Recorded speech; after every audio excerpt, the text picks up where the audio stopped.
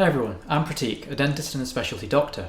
And in this video, we're going to look at 5 ways that you can maximise your revision. Before we go on, even before we touch on the 5 ways, one of the best things that you can do is head over to ExamineDental. ExamineDental is a platform designed to make your exam preparation so much easier. We have hundreds of questions, including OSCEs, single best answer questions and true-false questions, as well as CPD and one-to-one sessions should you want them. All the information is in the description below. So let's get into it. These 5 tips that I'm going to give are things that I found extremely useful when I was in dental school. And I've also found a number of other colleagues doing similar things. Some of them may seem really obvious, but often we forget to do them. We don't really take into account what other people are doing and how they're revising. The first tip that I have is to have a good structure and plan when it comes to your revision. So you'll have your exam dates, so work back from those dates and account for how many days or weeks you may need to revise. You can then create a structure and a plan of how you're going to cover your content in the time frame that you have available.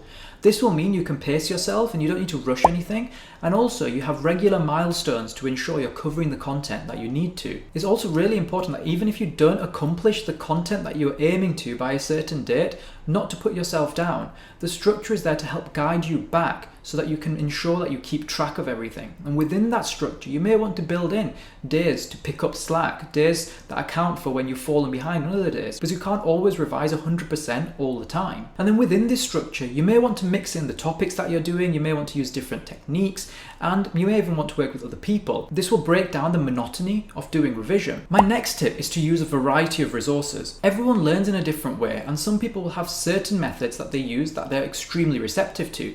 But it's important to keep trying different things to see what will help for certain things.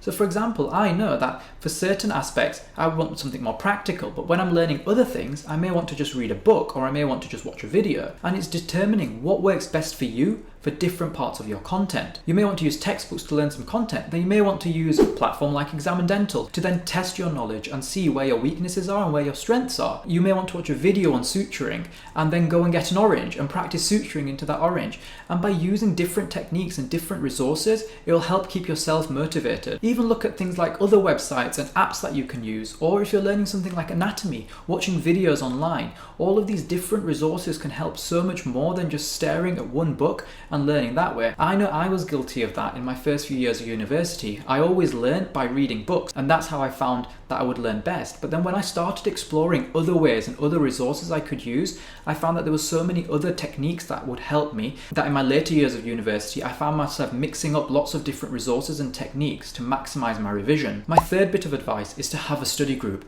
And everyone who asks me about how I prepared for exams, the first thing I would tell them is that I had a good study group. I made sure that I had a few friends and we came together when it came to exam time once every week or every couple of weeks in order to go through content. This had numerous benefits and it's something I highly recommend for you to try. The first benefit was that if I was struggling with a topic, I could speak to my colleagues, I could see how they were learning it, and I could find potentially an easier way to learn that topic or for someone to explain it to me. It also helped me reinforce my knowledge because in the same way, one of my colleagues might not be understanding a topic and it's my job to then explain it to them. And the last benefit that I really found it had is it kept me on task. So even when I was on my own and studying, I was motivated to study because I knew I had a study group session coming and I didn't want to let my peers down by not being aware of the content. So a study group is something that is really simple to set up, but it has huge value for you and your peers. It's also really important during revision to reflect and then learn from this reflection. If you get stuck on a topic or you don't do well in mock questions, then you shouldn't use that as a reason to not prepare for the topic and dispose of it completely. You should use those reasons to figure out why don't you understand the content,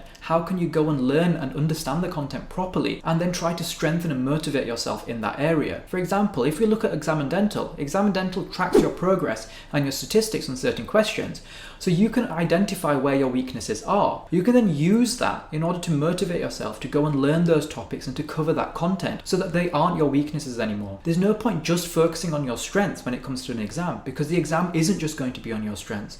So identify your weaknesses, reflect on them, and learn how can you improve yourself. It's extremely easy, and I've been there getting close to an exam when you're trying to go through content and you just can't grasp it. But you should take those opportunities and either with your study group or just someone that you're close to for help and support, and take that opportunity to motivate yourself and learn that content. You may just focus on that one bit of content. And my last bit of advice, and everyone says this, but is self-care. In order to be productive in exam time and to revise effectively, you need to look after yourself. So that includes, within your structure and plan, build in breaks from revision, build in days off so that you can rest, you can recuperate.